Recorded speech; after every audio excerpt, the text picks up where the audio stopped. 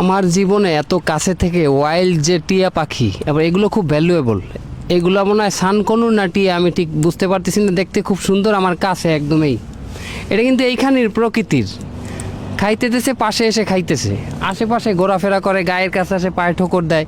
ওরা মানুষকে বিশ্বাস করে যে আমরা এনাদের থেকে নিরাপদ, এই জন্য আমাদের কাছে কাছে ঘুরতেছে। এটা সবার কাছেই যায়। হাত দিয়ে খাচ্ছে, কিন্তু ঠোকরাই খাচ্ছে না। না, এই যে হাত দিয়ে নিয়ে খাচ্ছে।